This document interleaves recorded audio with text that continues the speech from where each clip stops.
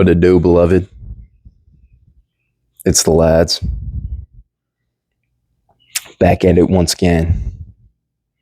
About to get into it, baby. Into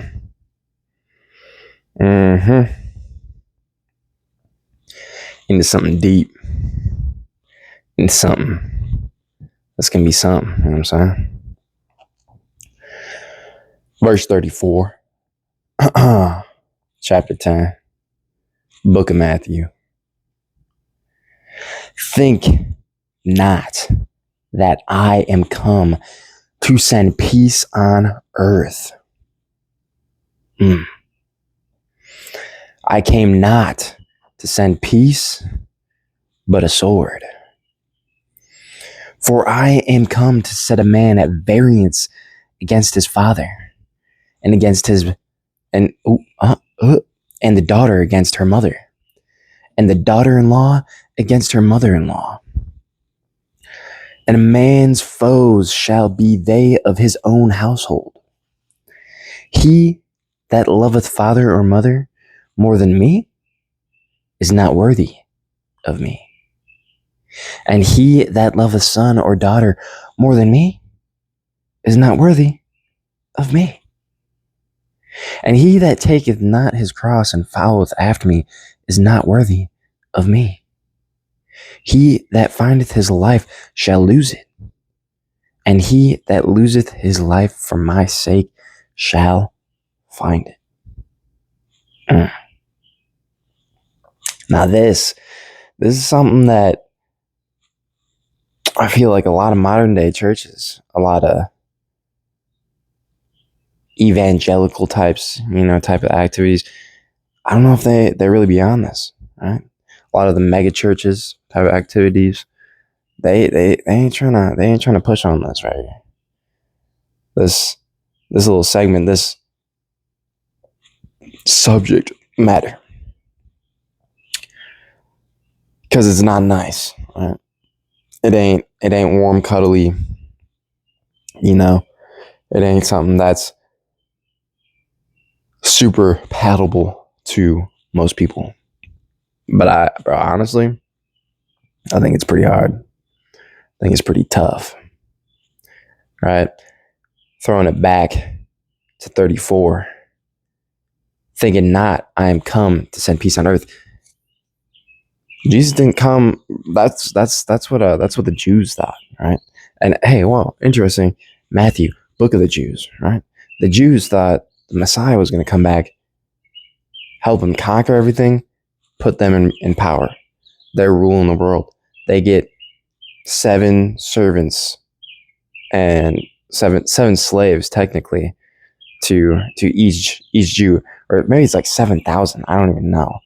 Just a bunch of slaves, of goy slaves, right? To each chosen one, right? And they were thinking, when the Messiah comes back, we balling, right?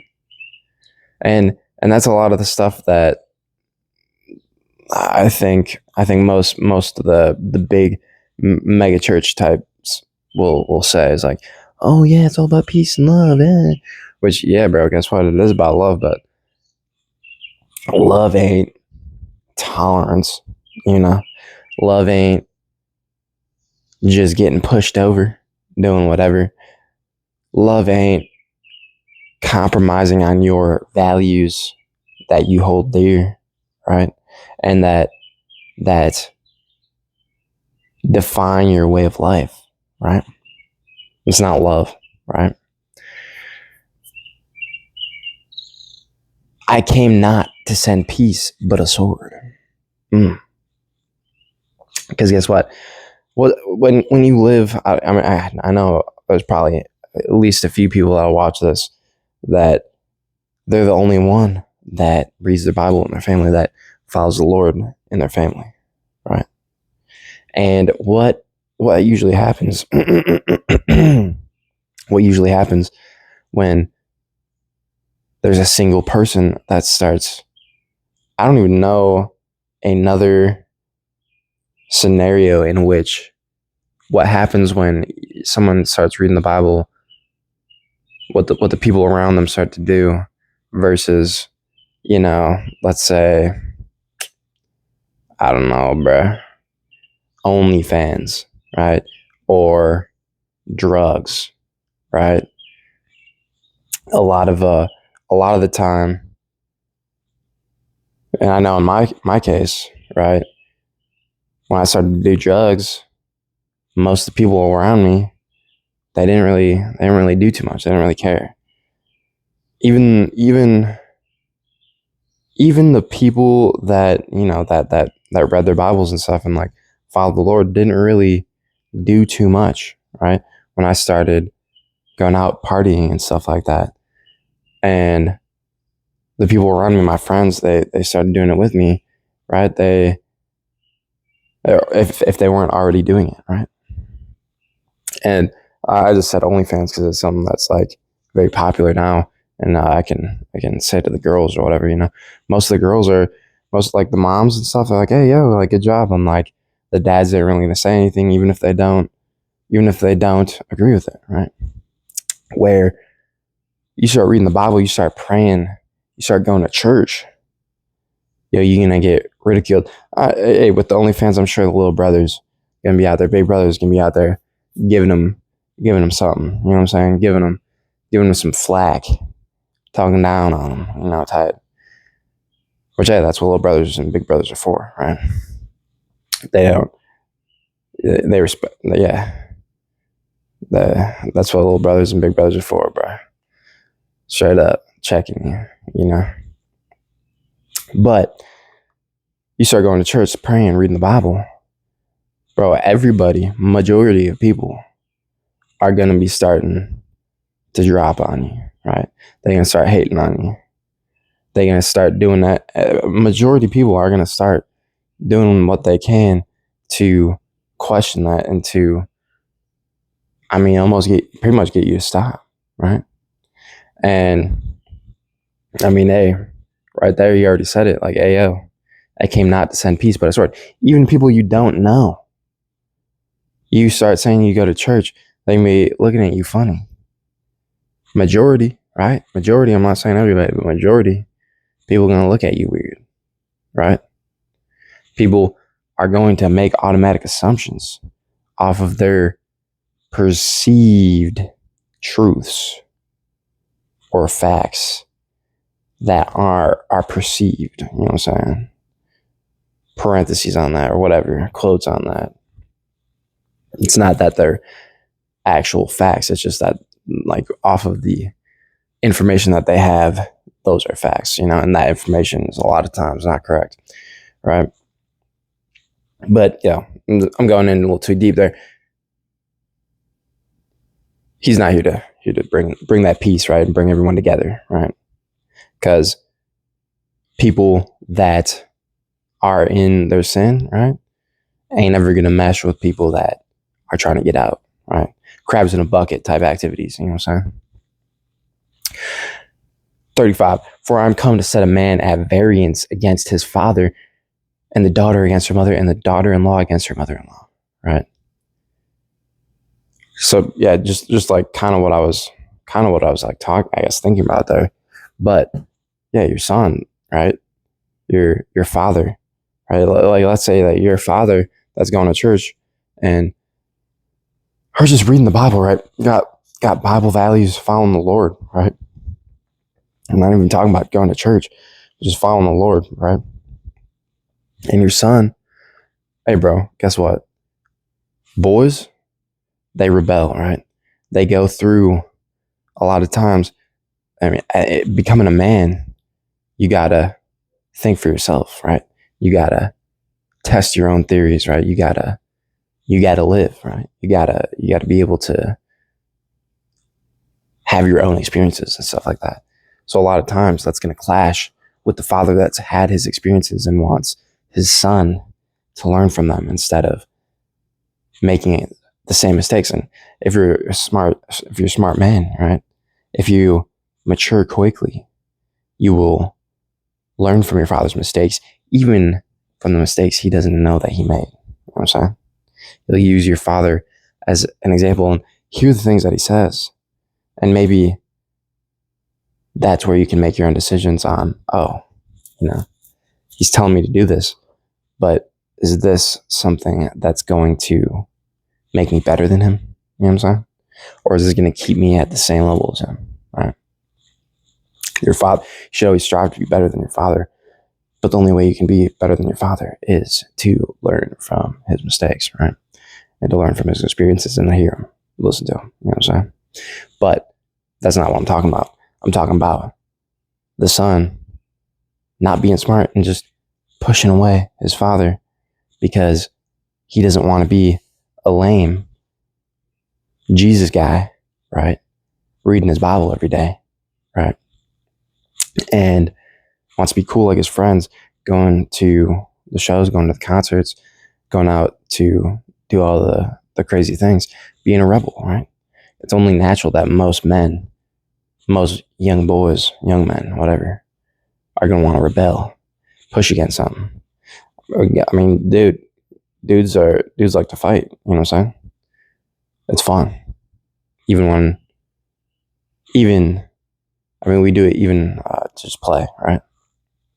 So this is just another reason. This is definitely a big reason that a lot of guys, a lot of sons are going to fight their fathers, is because they have different beliefs. It could even be that they have different beliefs on Jesus. Maybe they both believe in Jesus, but they think that his teachings mean different things. And that's where, as a father, you kind of have to, do you value that relationship more than being right? You know? And also being able to, teach them to have an open debate and not have those feelings take over and ruin a relationship, right? Because beliefs are not feelings, right? They're just logical conclusions from information, right? No feelings have to be really involved. You can have experiences that you take into account, and those experiences have feelings in them, right? But you can separate those feelings. You can have a place for those feelings from those experiences while not allowing those feelings to taint or interrupt your thought process, while also taking into account those experiences. You know what I'm saying? You know what I'm saying? That's a little too much, right? But I'm just saying, this is another reason why fathers and sons can clash, is based on religious values, right? And Jesus is saying that. He's like, yo, I already know, right? I'm not here to bring peace. You can use me to make peace and use my teachings, but a lot of times those people might not agree with the view that you're getting from his teachings. You know what I'm saying? So he already knows. He already knows what's going on, right? He already knows how, dogmatic humans can be, right? He already knows the way the church is going to go, right? All these different sects, right? All these different churches that call themselves the real original church. And it's like, bruh, they're like, yeah, he already knew. He already knew. That's something I've been struggling about, right? It's like, yo, like, what church is the best? But he's right here. He's saying that. He's like, yo, I'm not here to bring peace, because, bro, the humans, bro, they can't handle peace, bro.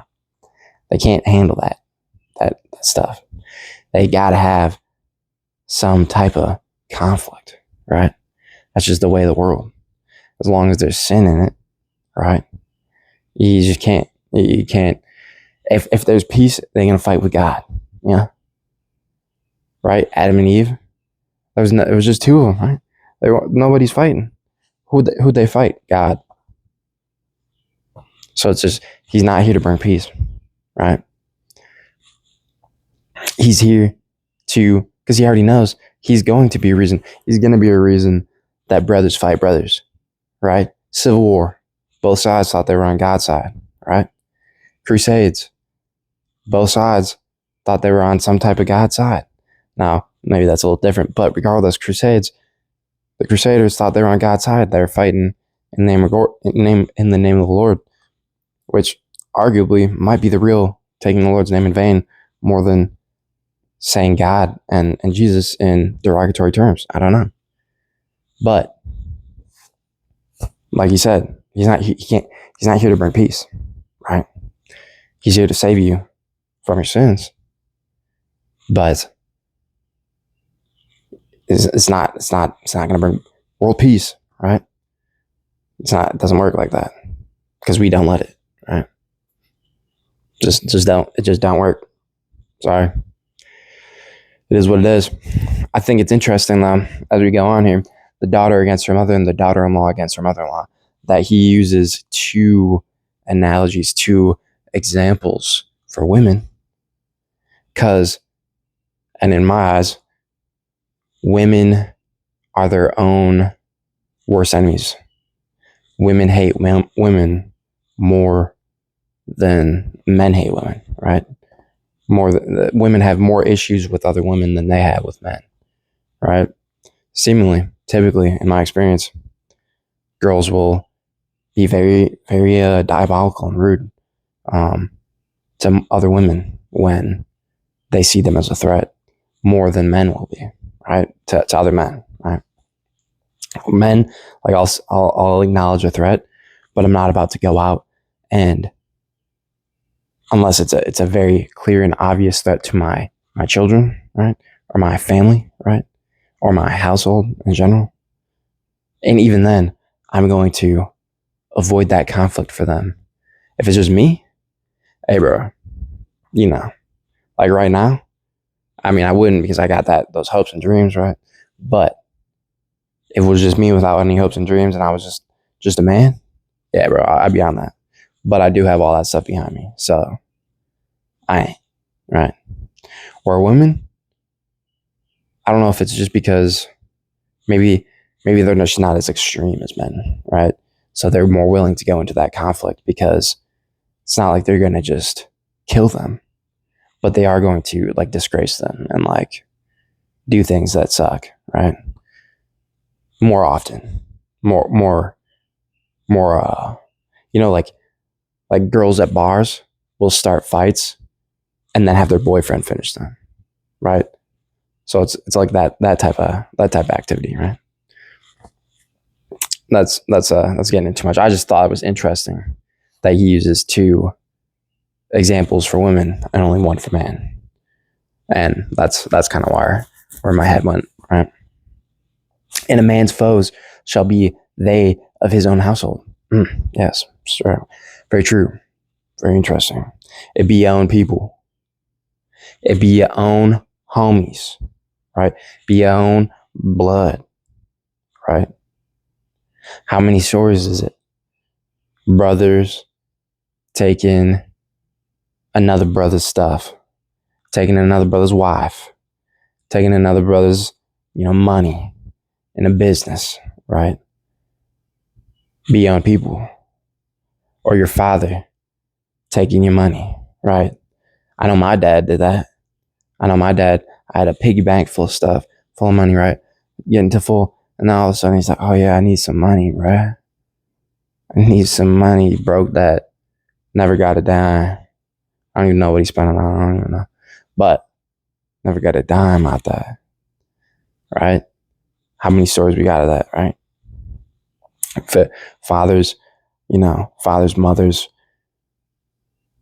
using their children to fund stuff, like taking their like identity, stealing their identity, taking credit cards out, right?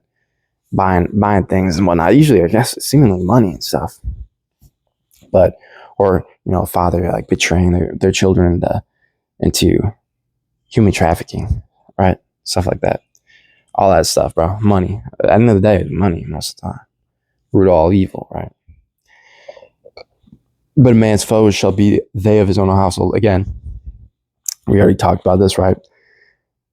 The immediate nuclear family, when you are in a family in the world in sin, right? Not focused on the Lord, will typically not appreciate you going to church and will probably try and stop you. Again, going to church is just the example. Reading, praying, right? Living for God, right? Just living for God, right? they'll see that, they'll shy away from it, right? They're in the darkness, you're bringing light, scatter like roaches type things, right? Type activities, try and put out that light because it hurts, right? He that loveth father or mother more than me is not worthy of me. And he that loveth son or daughter more than me is not worthy of me. Now that's a tough concept, right? Loving the Lord more than mother, father, daughter, son, right? But you got to think about it. It's like, hey, if you love someone that does not love God, does not live for the Lord, what are they going to make you do? What is that love going to make you do, right? It's probably going to take you away from the path, right? That God has laid out for you. If you're walking on a path and that the Lord has laid out for you, and you got people around you that aren't looking for their own path or are on their own path, where's that path going to lead? It's not going to lead to the Lord. You could both be on the same path or different paths and have it lead to the same end goal of the Lord. But if their end goal is not the same, their destination is going to take you away from your destination, right? So if you love father or mother, son or daughter more than me, you're not worthy of me, bro. You're not going to make it to the Lord. So that's why you got to have your own discipline. You got to have your own conviction and your own goal set on the Lord, right? And not be swayed, not be pulled in either direction. It's, easier to say than it is to do, right? But just like, I know it's worded in a way where it's like, it's worded in a way where it might seem difficult, or it might seem like it's haughty or prideful or whatever. But if you think about it, it's like, it's kind of obvious. Like, obviously, right?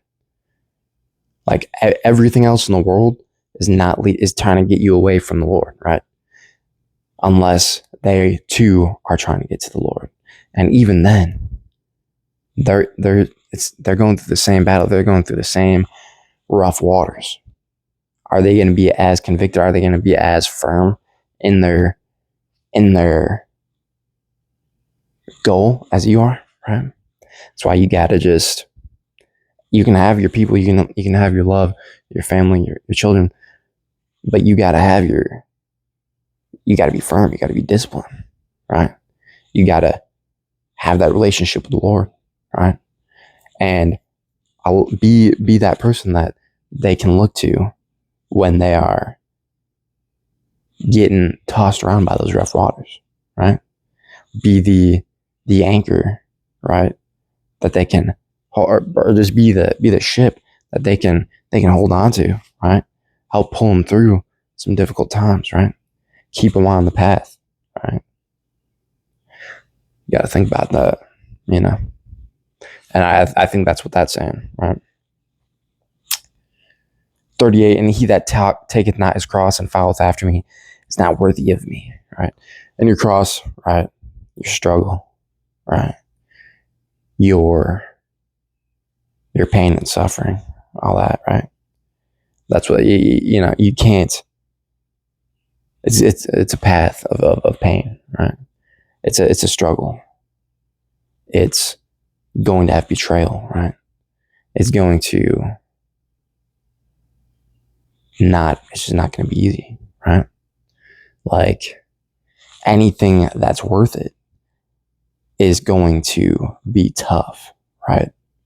And in my opinion, this is the most vital, most worth it thing there is. So would it not then be the most difficult, right? It's not like it's going to just be naturally occurring, right? If you go through a day, it's like, dang, didn't do a good job, didn't live how I want to live, didn't stay in on the path that I wanted to walk. Like, yeah, bro, obviously. Yeah, like, you're probably not going to be able to, right? It's just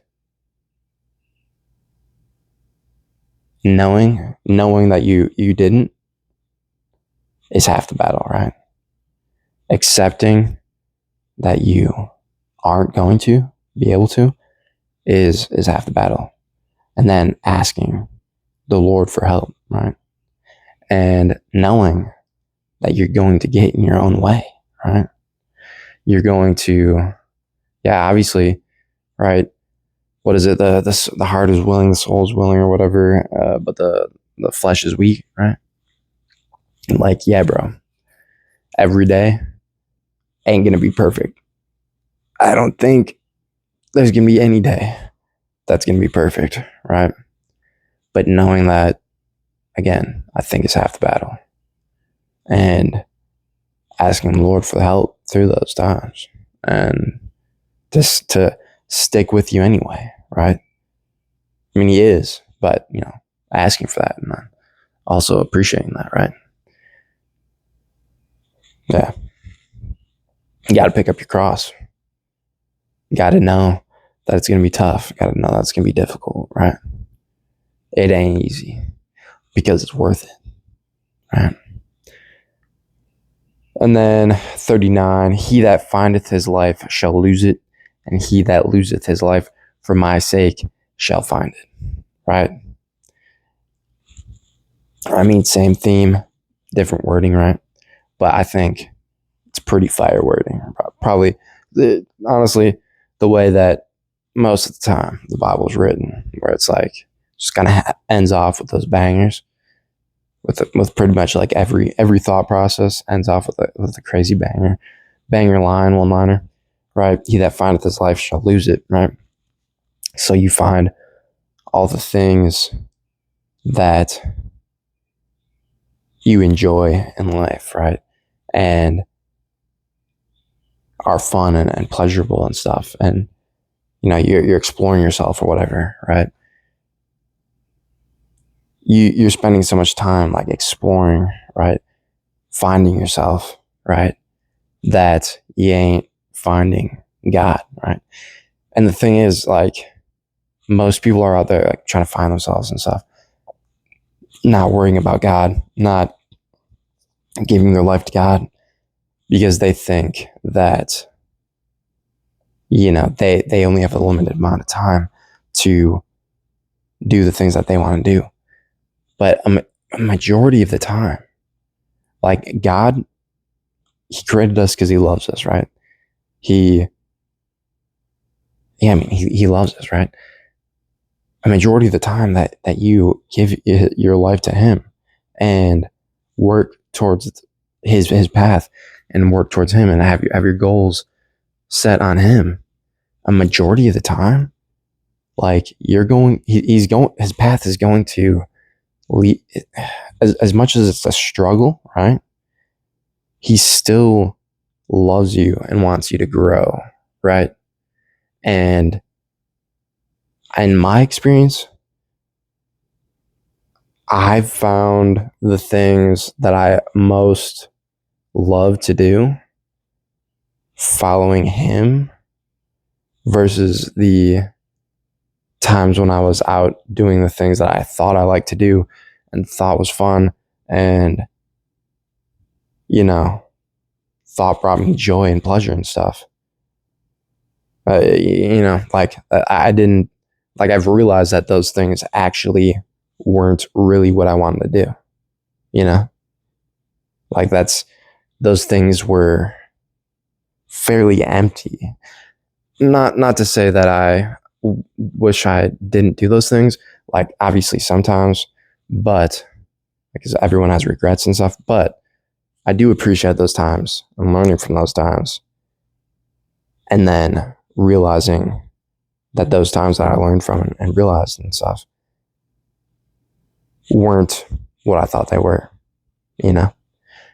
because I have the faith, right, and the experience with God and the relationship with God, and I mean genuinely just like the knowledge from God, right, to look back at those times, and I think it is with Jesus' teachings, God's teachings, right, that I can look back at those times and be like, yeah, those were not what I actually enjoyed doing, but I don't have like that guilt or whatever, or like the what, I don't even know what to call it though. Like, yeah, it's just not. Uh, Dang, drawing a blank at this point. But God has helped me like accept those times and knowing I can't go back and change it, not wanting to go back and change it, and being content in where I am with God, right, at this point, right? A little off the track, right? A little off the beaten path, right? But back to the verse, right? He that findeth his life shall lose it, right? So once again, things that you're doing, right, that think that bring you pleasure, a lot of the times aren't really what brings you true contentment, achievement, gratefulness. Yeah, aren't the things that bring you true like peace, I guess, right?